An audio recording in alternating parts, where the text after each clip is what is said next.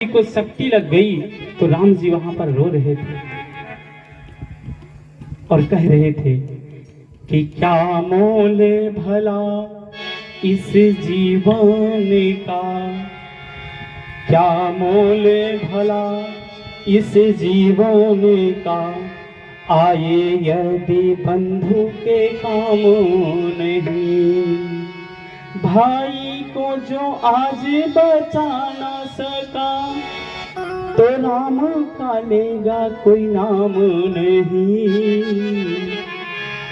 जग वालों जग में सब कुछ है, जग वालों जग में सब कुछ है, भाई जैसा सुख धाम नहीं।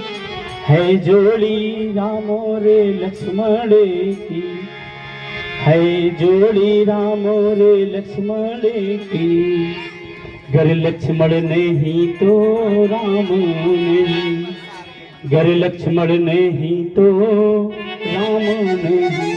भाई ऐसा होना चाहिए कि जब लक्ष्मण शक्ति लग गई तो कहने लगे अगर आज लक्ष्मण को कुछ हो गया तो समझ लो मैं भी नहीं। ऐसे साथ रहना चाहिए।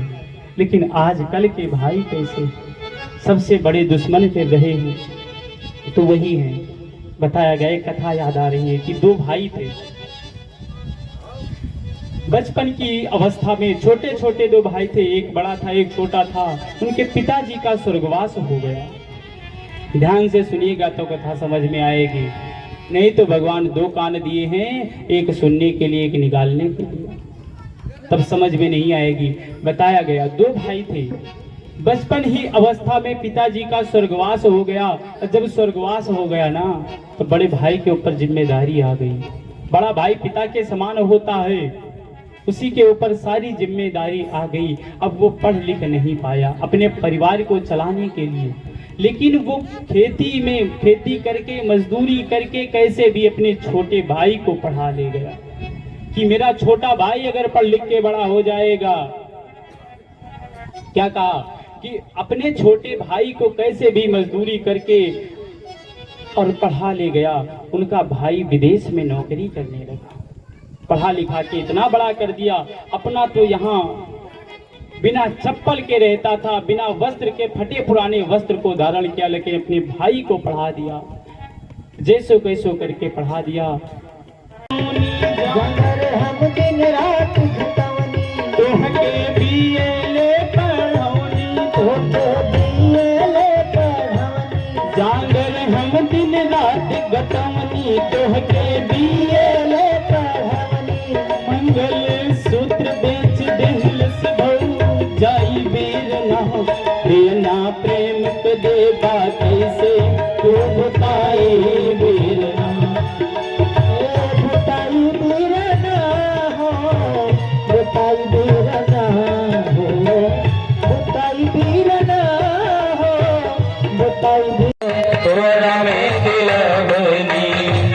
कही कही चांद मामा एक में किया बनी, कही कही चांद मामा एक में किया। बताया गया, बता रहे हैं। बड़ा भाई कह रहा है अपने छोटे भाई से कि छोटे पर से तो हरा के कोरा में खिलौनी, छोटे पर से तो हरा के कोरा में खिलौनी, कही कही चांद मामा एक में किया बनी, कही कही चांद मामा एक में खिलौनी।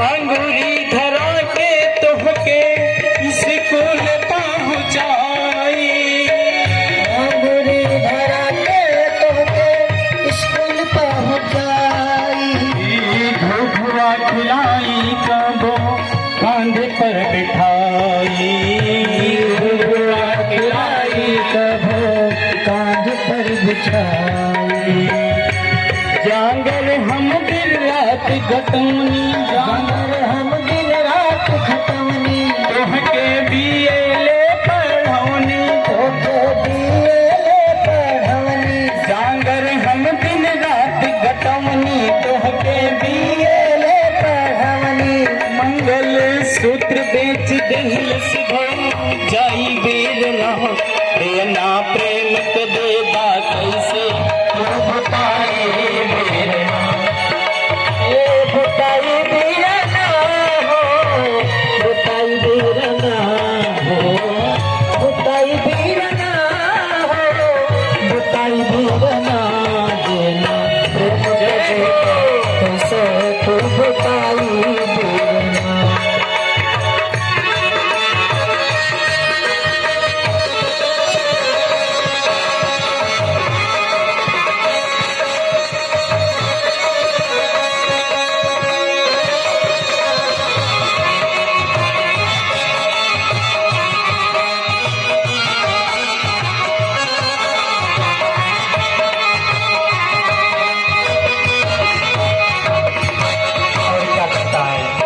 और क्या कहता है कि कईनी बियाह तोहर शौक और शान से कईनी बियाह तोहर शौक और शान से अपनी खातिर जूता हम मंगनी जाके आन से अपनी खातिर जूता हम भुताई बेरना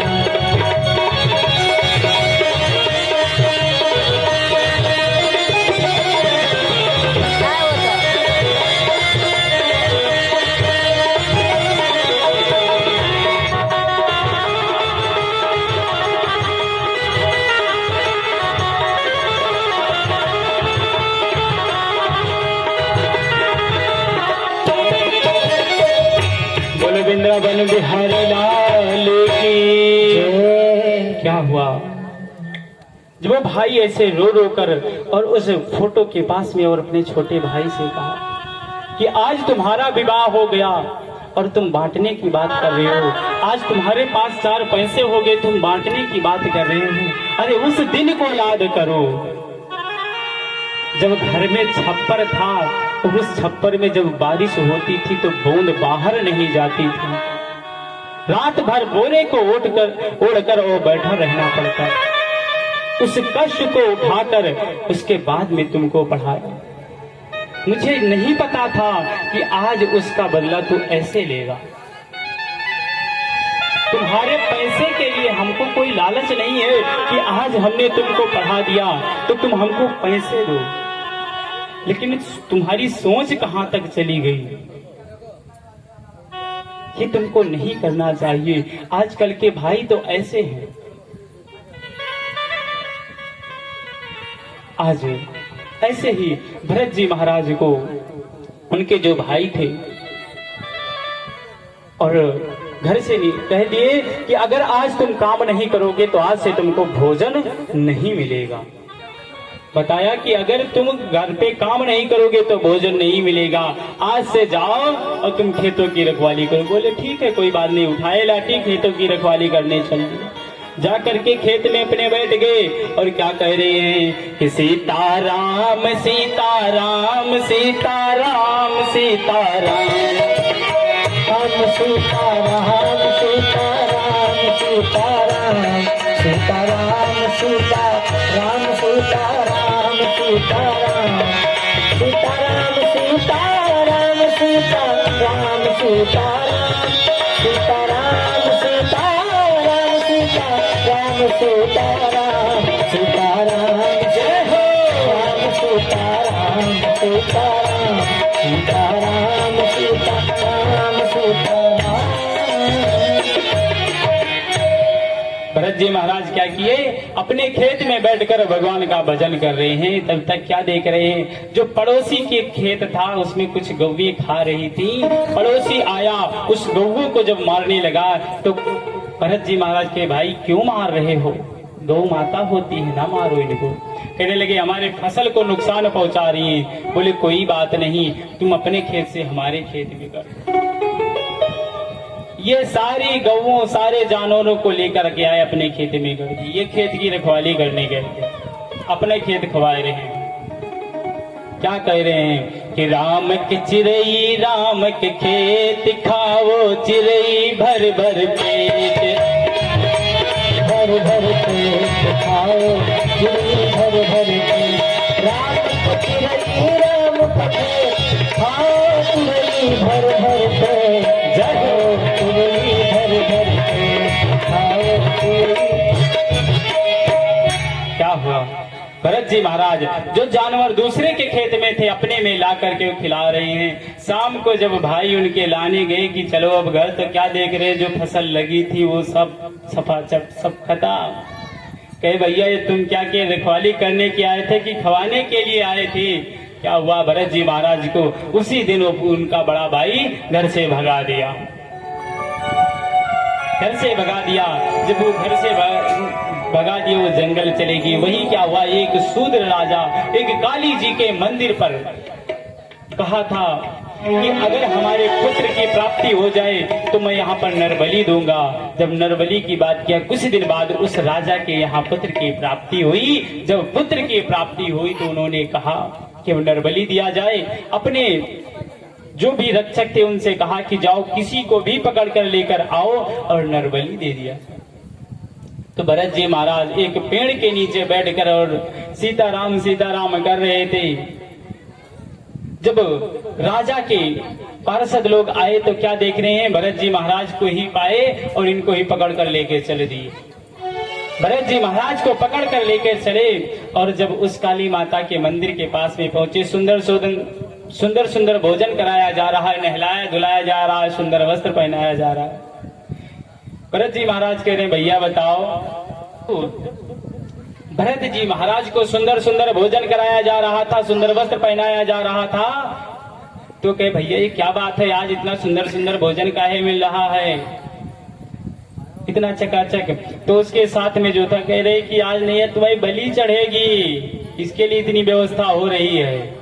कुछ देर बाद क्या हुआ, वो राजा आया और खड़ग को लेकर काली माता के मंदिर के सामने और अपने खड़ग को निकाला, और जैसे ही भरत जी महाराज की बलि देने जा रहा था हुआ, जैसे ही उस राजा ने अपने तलवार को निकालकर और भरत जी महाराज के ऊपर जैसे नरबलि देने के लिए जैसे तलवार छोड़े कि वहां पर काली मैया उस पत्थर की मूर्ति को फाड़ करके और प्रकट हो गई। भगवती की मैया वहां पर प्रकट हो गई और भरत जी महाराज को बचा ली। उसी तलवार से उस राजा के सर को धड़ से अलग कर बताया गया कि जितने तारे गगन में अगर उतने बैरी होए, जो कृपा दिष्ट रघुनाथ की तो बाल न बांका हो। आज बच गए। कुछ दिन बाद एक रघुगण राजा, कथा तो बहुत विस्तार है लेकिन 10:30 बज रहे हैं। सोच में क्या हुआ बताया गया। एक रघुगण राजा थे, उन्होंने क्या किया, लोग राजा लोग चलते थे तो पालकी में 4 कहार लगते थे। उसी में से एक कहार बीमार पड़ गया। जब एक कहार बीमार पड़ गया तो राजा कहे किसी को भी पकड़ लो और अपना ही राज्य है। कहे ठीक है। भरत जी महाराज माला जप रहे थे, यही सबको मिलते भी थे। इनके पास कोई काम ही नहीं रहता था, यही सबके आंख में गड़ते थे, यही पकड़ के फिर इन्हीं को लेकर चल दिया। अब ये गए, इन्हीं के कंधे पर वो पालकी रखवा दी। भरत जी महाराज 35 वर्ष की अवस्था हो गई उनकी, आज तक किसी को एक शब्द नहीं बोले थे। इसीलिए संकल्प किए थे कि केवल मैं भगवान का भजन करूंगा। अगर मैं किसी से कुछ कह दूंगा तो सब लोग ये जानेंगे कि ये मूर्ख नहीं है, तो हम भगवान की भजन नहीं कर पाएंगे। पश्चाताप कर रहे हैं, पहला जन्म मिला था तो उसमें भगवान भजन नहीं कर पाए थे। तो इसीलिए हम आपसे प्रार्थना करते हैं कि जो मानो सही इतना सुंदर सुंदर आप लोग को मिला है ना, तो ऐसा न हो कि पश्चाताप करने का समय आए तो जड़ बनना पड़े ना, पहले ही उसकी व्यवस्था कर लीजिए। आज जड़ भरत जी महाराज पालकी उठाकर राजा का जब चल दिए तो वो क्या देखते हैं, कहीं अगर चींटी पड़ती है तो उछल जाते हैं कि चींटी के ऊपर पैर ना पड़े। तो राजा जो पालकी में बैठे उनका सर जाके ऊपर लड़ता है। 2 बार ऐसे हुआ, 3 बार हुआ तो राजा ने कहा कि देखो कौन ऐसा है जो ऐसी पालकी हाँक रहा है, अभी मैं उसको प्रताड़ित करूंगा। भरत जी महाराज कह रहे हैं आज तो पालकी रखनी पड़ेगी, आज बोलना पड़ेगा। आज अगर मैं नहीं बोला, अगर मैं आज नहीं बोलूंगा तो ये शूद्र राजा है और ये घोर नरक में जाएगा। देखिए भरत जी महाराज आज भी अपने लिए नहीं बोल रहे हैं, दूसरे के हित के लिए बोल रहे हैं। कह रहे मैं ब्राह्मण हूँ, और मैं हमेशा भगवान का भजन करता रहता हूँ, और अगर मैं इनकी पालकी ढो रहा हूँ तो इनको घोर नरक होगा। इसलिए वो बोल रहे हैं, बोलना चाहते हैं कि इनको नरक न हो, दूसरे को बचाने के बताया गया। परमार्थ के कारण ये साधु धरा शरीर, साधु क्यों बनते हैं? अपने लिए। अरे उनको क्या चाहिए? उन केवल 2 वक्त की रोटी चाहिए, कहीं भी मिल जाएगा। भगवान किसी को भूखा नहीं सुलाते हैं। अगर उनको चिंता होती है तो हम सब की उनको चिंता होती है। देखिए, अगर साधु कभी रो दें कि क्या हुआ, बलि जी की पावन कथा चल रही थी, अभी आप लोगों ने सुना। जब बलि को छलने के लिए भगवान के 52 रूप धारण किए और 3 पग भूमि मांगे, जैसे ही बलि ने संकल्प करके 3 पग जमीन जैसे ही दे दिया, भगवान विराट रूप धारण कर लिए। बोलो विराट भगवान की। जब वो विराट रूप धारण कर लिए, उसके बाद में एक पग रखे तो रसातल में गया, दूसरा पग रखे वो ऊपर गया, और जब वहां पर गया भगवान के अंगूठी को ब्रह्मा जी ने धुल लिया। धुलने के बाद में वहीं से गंगा प्रकट हो गई। उसके बाद में क्या हुआ, जब 2 ही पग में पूरे ब्रह्मांड को नाप लिया, अब तीसरा पग रखें तो कहाँ रखें? तीसरे पग के लिए बलि से कहा, बलि तुमने संकल्प किया है 3 पग देने के लिए, मेरा 2 ही पूरा हुआ, बताओ ये कहाँ रखूं?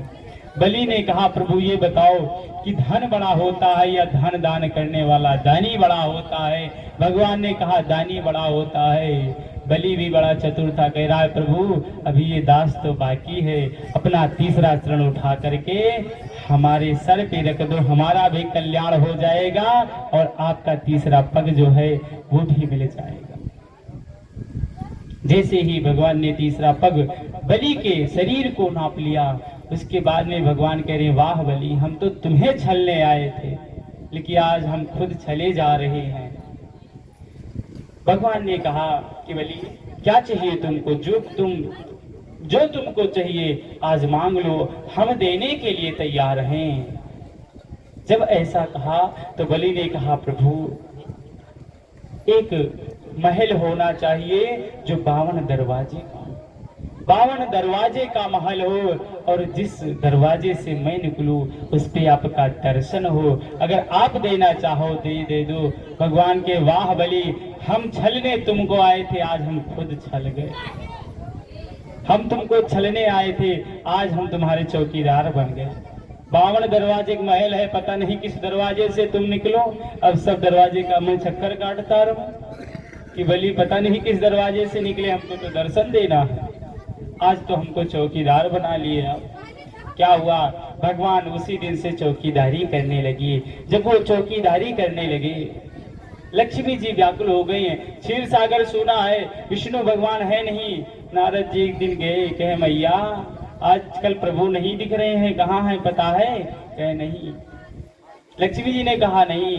नारद जी ने कहा आजकल वो चौकीदार बन गए हैं, चौकीदारी कर रहे हैं। लक्ष्मी मैया पूछी किसकी चौकीदारी हो रही है? तो नारद जी ने कहा बलि के यहाँ बलि की चौकीदारी भगवान कर रहे हैं। लक्ष्मी जी ने कहा कि तो बताओ कैसे उनको लाया जाए। जब ऐसा कहा तो नारद जी ने कहा मैया उनको लाने के लिए रक्षाबंधन का त्योहार आ रहा है, इस रक्षाबंधन के त्योहार में आप जाइए और बलि के हाथ में राखी बांध दीजिए। और राखी जब हाथ में बांधना तो जब बलि पूछेगा कि बहन तुमको क्या चाहिए, तो उसी दिन कह देना कि जो तुम्हारा पहरेदार है ये पहरेदार हमको दे दो। आज लक्ष्मी जी आई और बलि के हाथ में रक्षा बांधी। जब रक्षा सूत्र बांधी तो बलि ने पूछा बहन तुमको क्या चाहिए? तो लक्ष्मी जी ने कहा कि भैया अगर मुझे कुछ देना चाहते हो, जो तुम्हारा पहरेदार है यही मुझे वापस कर दो। आज भगवान को लक्ष्मी जी मांग कर लेकर गई। बलि की पावन कथा आप लोग सुनिए। कथा तो बहुत विस्तार है। उसके बाद में 9वें स्कंद की पावन कथा आई है। 9वें स्कंद में समय अभाव होने के कारण सूर्यवंशियों का वर्णन है। जिसमें हमारे रामचंद्र जी का जन्म हुआ। 9 स्कंद की पावन कथा को बताया गया। कहे इसमें सूर्यवंश 9 स्कंद में सूर्यवंश का वर्णन आया। ब्रह्मा जी से ही सारे सूर्यवंशियों का वर्णन हुआ, जिसमें राम जी का प्रादुर्भाव हुआ। ये राम कथा जब आप लोग फिर कभी बुलाएंगे तो उसमें सुनाया जाएगा। सब आज ही सुनाई देंगे तो अगली बार क्या सुनेंगे? जब राम कथा कराना तब राम कथा सुनाया जाएगा। आइए एक भजन के माध्यम से हम लोग अयोध्या की दर्शन कर लेते हैं, राम जी का दर्शन कर लेते हैं। उसके बाद में फिर हम लोग चंद्रवंश का वर्णन करेंगे, जिसमें भगवान कृष्ण का जन्म हुआ। भगवान का भी कुछ ही देर में भगवान का जन्मोत्सव मनाया जाएगा। क्या हुआ? आइए हम लोग मन से अयोध्या की तरफ चलते हैं। उठ के कोई न चल लेना, मन से चलना है।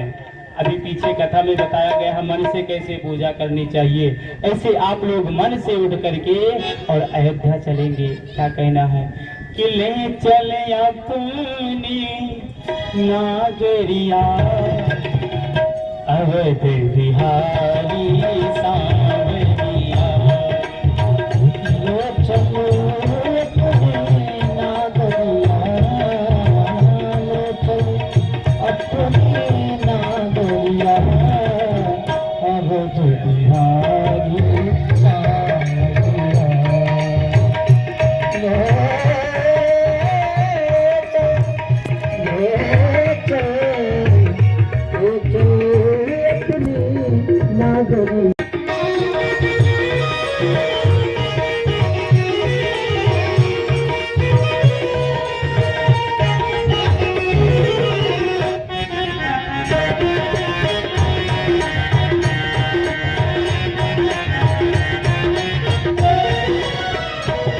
वृंदावन बिहारी लाल की, अयोध्या नाथ की, कनक बिहारी सरकार की, हनुमान गढ़ी हनुमान जी महाराज की, सरयू मैया की, जन्म भूमि की जय।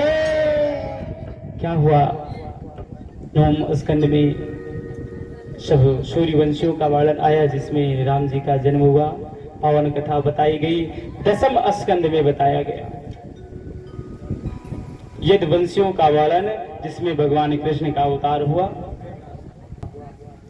ब्रह्मा जी से आगे चलकर इन्हीं के वंश में ययाति जी महाराज का जन्म हुआ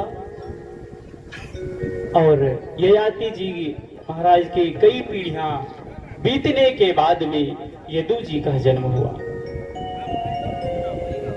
जिसी वहीं से यदुवंश की उत्पत्ति हुई, यदुवंश कहलाया। उसी यदुवंश में आगे चल करके एक देवमेड़ नाम के राजा हुए। ध्यान दीजिए, देवमेड़ के राजा हुए, नाम के राजा हुए। उनके 2 पत्नियां थी। एक पत्नी से 2 पुत्र जन्म हुए, जिसका नाम था अर्जन पार्जन, और एक पत्नी से एक पुत्र हुआ, जिसका नाम था सूरसेन। अर्जन पार्जन से नवनंद का जन्म हुआ, जिसमें नंद बाबा आते हैं, और सूरसेन से वसुदेव और वसुदेव का विवाह 7 विवाह हुआ। उनसे अनेक पुत्र प्राप्त हुए। उसी में भगवान कृष्ण का जन्म। सुखदेव जी महाराज राजा परीक्षित से बता रहे, राजन संक्षिप्त में ही सारी कथाओं को बता गए। उसके बाद में उनकी आंखें बंद हो गई, वो ध्यान मग्न हो गए। जब वो ध्यान मग्न हो गए तो परीक्षित जी कहने लगे, अरे जिस कथा को सुनने के लिए मैं 4 दिन से बैठा था, आपने उस कथा को इतने संक्षिप्त में कह दिया।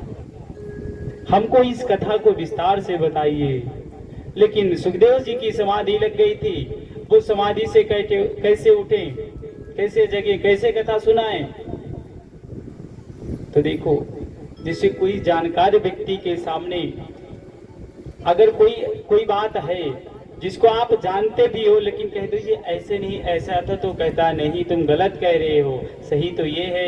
ऐसे राजा परीक्षित कह रहे हैं कि जब मैं अपने माँ के गर्भ में था तो भगवान हमको बचाने के लिए चक्र सुदर्शन लेकर आए थे। सुखदेव जी ने तुरंत कहा, बेटा तुमको बचाने के लिए भगवान चक्र सुदर्शन नहीं लाए थे, गदा लेकर गए थे। राजा परीक्षित कह रहे, मैं यही तो चाहता था कि एक बार फिर से आप जगे और हमको कथा तो सुनाएं। आज सुखदेव जी महाराज राजा परीक्षित को विस्तार से कथा सुनाते हैं। बता रहे राजन कि जब जब होए धर्म की हानि, बाढ़ है असुर अधम अभिमानी। जब असुरों का राज होता है तब भगवान विविध रूप धारण करके अपने भक्तों का, अपने संतों का दुख का हरण करने के लिए पृथ्वी पर अवतार लेते हैं। देखिए भगवान का अवतार क्यों होता है? कंस को और रावण को मारने के लिए भगवान आते हैं। कंस को मारने के लिए तो आए थे, राम जी रावण को मारने के लिए आए थे? नहीं। विप्रधेन सुर संत हित लीन मनुज अवतार। कहीं नहीं लिखा है रावण और कुंभकर्ण के लिए लीन मनुज अवतार। रावण और कुंभकर्ण को मारने के लिए भगवान नहीं आते थे। अरे वो तो ऐसा लिखा है कि भ्रकुट विलास सृष्टि ले हुई। भगवान की एक बार भ्रकुटी टेढ़ी हो जाए तो सृष्टि की प्रलय हो जाए। भगवान वो है। कभी वो रावण और कुंभकर्ण को मारने के लिए और कंस को मारने के लिए अवतार नहीं लेते थे। वो तो अपने संतों और भक्तों को दर्शन देने के लिए आते थे, गौ की रक्षा करने के लिए आते थे, ब्राह्मण की रक्षा करने के लिए आते थे। बताया गया। देखिए भगवान क्यों आते हैं, भगवान कैसे रावण और कुंभकर्ण और कंस को मारने के लिए नहीं आते हैं, किसके लिए अवतार लेते हैं? रावण कुंभकर्ण क्या है पता है? ये मकड़ी के जाले हैं भगवान के लिए। जिससे घर में दो भाई हो, लेकिन एक विदेश जाकर के अपना घर बना लिए, यहाँ भी घर है लेकिन यहाँ लग गया ताला। आप विदेश में रहने लगे, एक लोग यहाँ रह रहे हो। अब काफी दिन से जब विदेश हो तो जहाँ जिस घर में ताला लगा है ना, तो यहाँ जाले लग जाते हैं। लग जाते हैं कि नहीं? जाले लग जाते हैं। क्या हुआ? छोटे भाई के यहाँ कुछ शादी विवाह का समारोह हुआ तो कहा बड़े भाई जो प्रदेश में है उसको भी बुला लिया जाए। जब बड़े भाई को कार्ड न्योता दिया गया, उसको बुलाया गया, तो बड़ा भाई सोच रहा है कि छोटे भैया के यहाँ न्योता है और चल के न्योता भी खाएंगे, उसके बाद में अपने घर में काफी दिन से सफाई नहीं हुई, घर की सफाई भी कर देंगे। वो परदेश से आता है अपने भाई के यहाँ शादी में। उसका मेन मकसद तो था अपने भाई के यहाँ शादी में आने का, लेकिन जब भाई के शादी में आता है तो अपने घर की भी ताले को खोलता है, अपने घर की भी सफाई कर देता है, जो जाले वाले लगे थे उसको साफ कर देता है। ऐसे भगवान तो अपने भक्त के लिए आते हैं, लेकिन अपने भक्तों के साथ में जो जाला लगे होते हैं ना, रावण और कुंभकर्ण, इनको साफ करके तब जाते हैं। तो भगवान तो जब अत्याचार होने लगा, बताया गया उग्रसेन का जो बेटा है, उग्रसेन के कोई पुत्र नहीं हो रहे थे। इन्होंने एक यज्ञ किया और यज्ञ में जब फल मिला तो ये हुआ कि तुम्हारे यहाँ एक बेटा होगा, जन्म लेगा, लेकिन वो राक्षस आताताई होगा। वो ब्राह्मणों को मानने वाला ना होगा, भगवान को मानने वाला ना होगा। ऐसा कहा तो जन्म तो लिया, कंस का जन्म तो लिया। कंस जन्म लिए। कंस कौन थे? कंस किसके बेटे थे? ये दुर्मिल नाम का एक राक्षस था, जिसकी परछाई पर जाने से कंस की उत्पत्ति हो गई। आज जब ऐसा पता चला कि ये कंस आताताई होगा, दुष्ट होगा, तो आज उग्रसेन जी क्या कर रहे हैं कि इसको केले के पत्ते में लपेट करके और जल में प्रवाहित कर। जब जल में प्रवाहित कर दिए तो सूरसेन उसी जल में स्नान कर रहे थे। क्या देखते, एक छोटा सा बच्चा बहता हुआ जा रहा है। सूरसेन ने उस बच्चे को लेकर जाकर अपने घर में लालन पालन किया। और सूरसेन के पुत्र कौन थे? वसुदेव जी। वसुदेव और कंस वही साथ में एक घर में रहते थे, तभी मित्रता हो गई। एक दिन स्वप्न क्या आया, कंस को स्वप्न आया कि हमारे पिताजी ने हमको जल में फेंक दिया है, हम राक्षस प्रवृत्ति के थे इसलिए। तो वो जा करके और शंकर जी की तपस्या करने लगा और शंकर जी से वरदान लेकर के, उनका एक धनुष लेकर के शंकर जी ने आशीर्वाद दिया। उसके बाद कहा जिस दिन हमारी इस धनुष का खंडन होगा उस समझ लेना उसी दिन तुम्हारा अंत होगा। उस धनुष को लेकर के कंस आया, अपने पिताजी के साथ अपने पिताजी को कारागार में डाल दिया, पूरे नगर में ढिंढोरा पिटवा दिया। आज से अगर कोई नाम जपेगा तो मेरा जपेगा, भगवान का पूजा पाठ सब पर। अघासुर, बकासुर, दैनिकासुर, प्रलंबासुर, चारों मुष्टिक आज बड़ी साम्राज्य बनाई राक्षसों की, और केवल मार काट यही कहीं यज्ञ हवन कुछ भी अगर हो रहा हो तो वहां जा करके और उस यज्ञ को भी ध्वंस कर दे, सब बंद करवा दिया। पृथ्वी इस भार से पीड़ित हो गई। देखिए पृथ्वी पर भार किस चीज का है? हम जैसे मनुष्यों का घर मकान बने हैं इसका भार है, इसका भार नहीं है। जब पाप बढ़ता है तो पृथ्वी को उस चीज का केवल भार लगता है। आज पृथ्वी आदि सब लोग जा करके और भगवान से प्रार्थना किए कि हे प्रभु अब आप अवतार ले लीजिए, अब अत्याचार बहुत बढ़ रहा है। भगवान ने कहा जाओ सभी देवता गण गोकुल में जा करके यत्र तत्र अपना अवतार ले लो, और कुछ ही दिन में जब वसुदेव और देवकी का विवाह होगा हम उनके 8वें पुत्र बनकर आएंगे। अब सब सारे देवता पृथ्वी सब इंतजार कर रहे हैं कब देवकी और वसुदेव का विवाह होगा। यहाँ क्या हुआ, ये उग्रसेन के जो एक भाई थे जिनका नाम था देवक, देवक के यहाँ 7 कन्याएं थी और 6 कन्याओं का विवाह वसुदेव जी के साथ में हो गया था। 7वीं कन्या थी जिसका नाम था देवकी। जब देवकी के लिए वर खोजा जाने लगा तो कहीं वर नहीं मिला। जब कहीं वर नहीं मिला तो कंस ने कहा कि जो 6 बहन हमारी हैं वसुदेव जी के साथ में ब्याही हैं तो 7वीं का भी ब्याह इनके साथ में कर दो। बताया गया मथुरक बिटिया गोकुलक गाय करम फूट दब बहिरक जाए।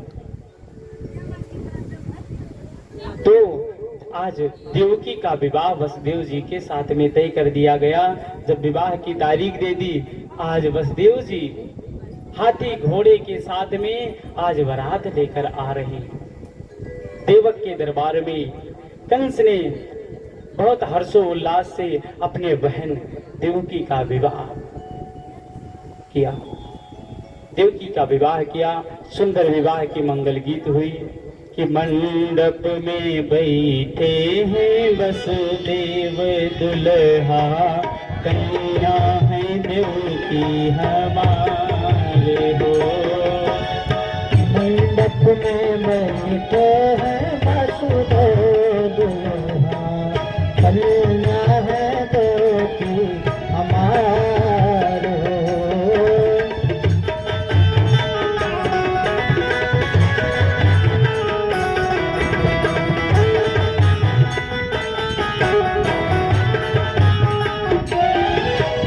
पंडित गर्ग मुनि ब्राह करावे, गणपति गौरी पूजाई हो। पंडित गर्ग मुनि ब्राह करावे, गणपति गौरी पूजाई हो। राजा उग्रसेन कन्या संकल्प करते हैं पूजा कराई हो। महाराजा उग्रसेन कन्या संकल्प करते हैं पूजा कराई हो। ऐसे सुंदर सुंदर मंगल गीत हो रही थी और विवाह देवकी वसुदेव का हो गया। आज कंस हर्षो उल्लास के साथ में विवाह हो गया। विवाह के बाद में जब विदाई होने लगी, कंस ने स्वयं रथ को हाँक करके और कहा मैं अपने बहन को अपने नगर से बाहर छोड़ने जाऊंगा।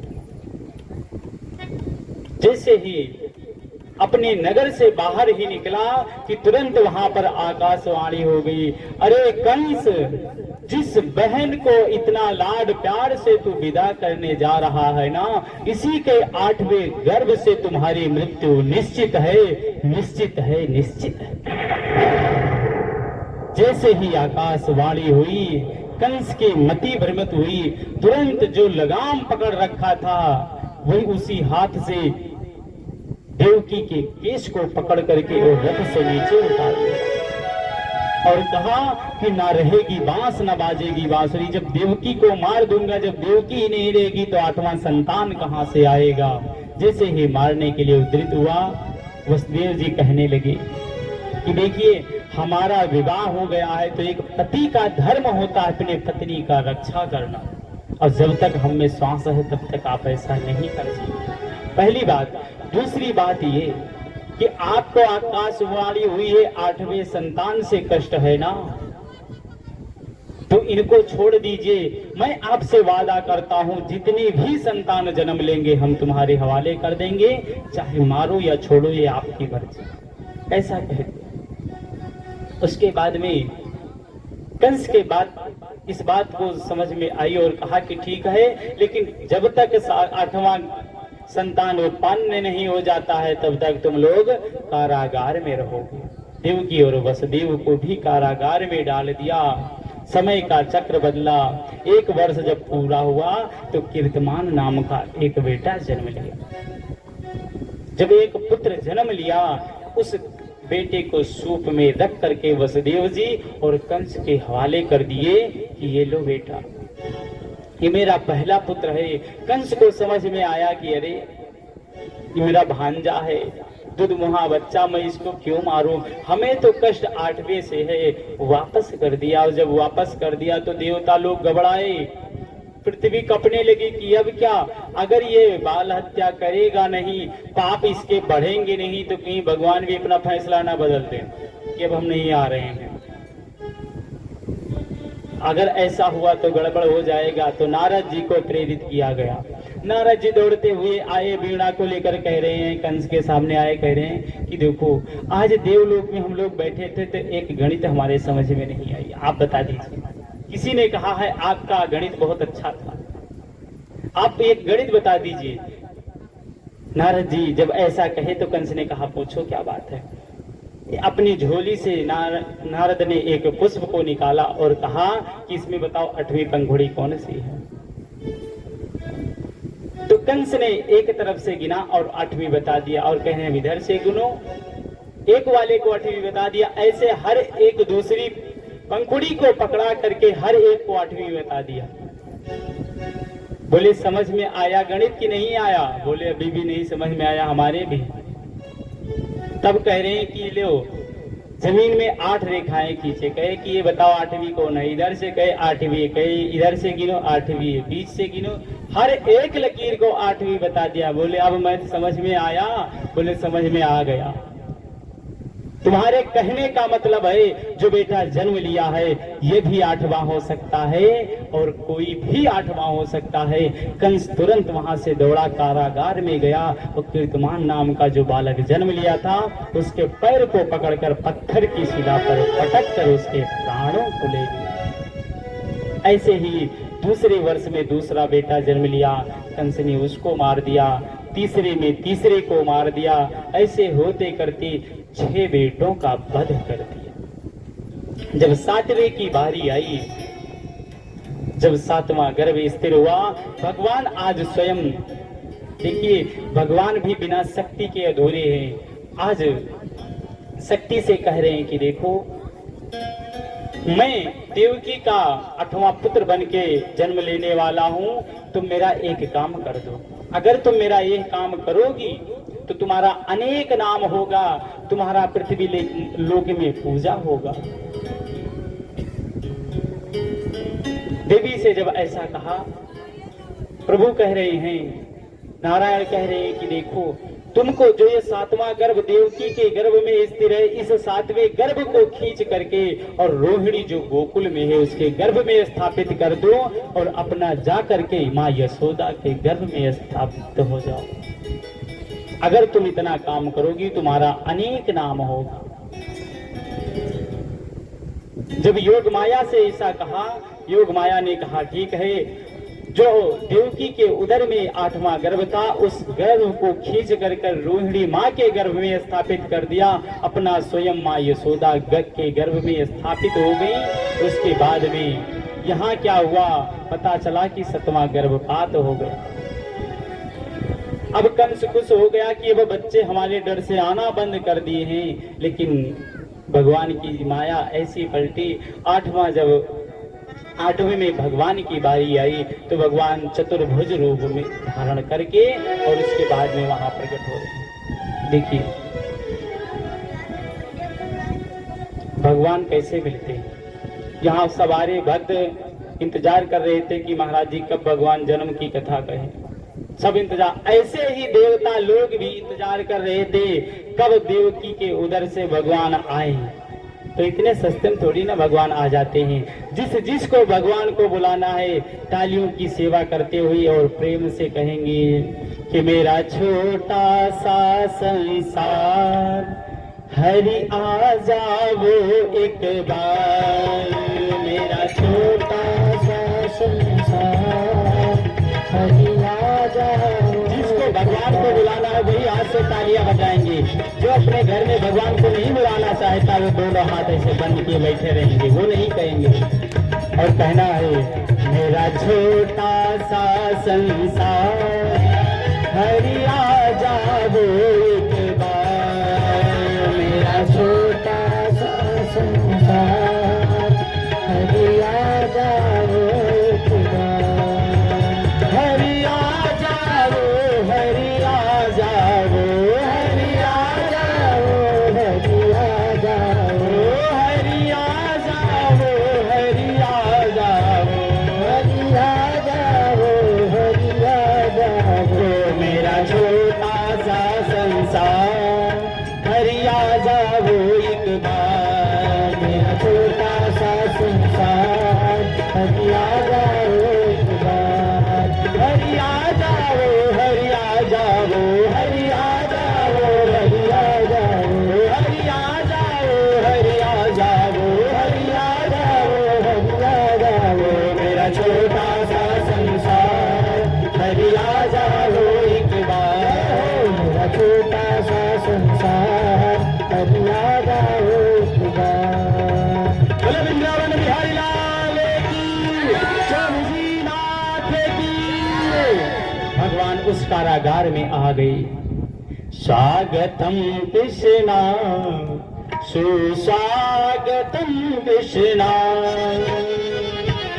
स्वागतम कृष्णा सुस्वागतम कृष्णा, स्वागतम कृष्णा सुस्वागतम कृष्णा।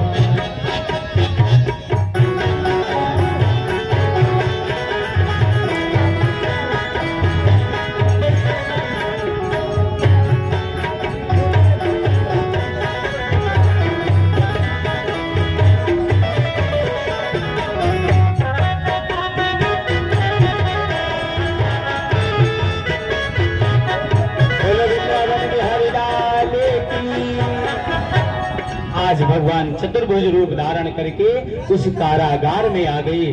जब कारागार में आ गई और अपनी माँ और पिता से कहा देखो अभी मैं बालक स्वरूप हो जाऊंगा तो मैं आपको कुछ बता नहीं पाऊंगा, मैं पहले बता दे रहा हूँ कि हमको सूप में रख करके और गोकुल पहुंचा देना।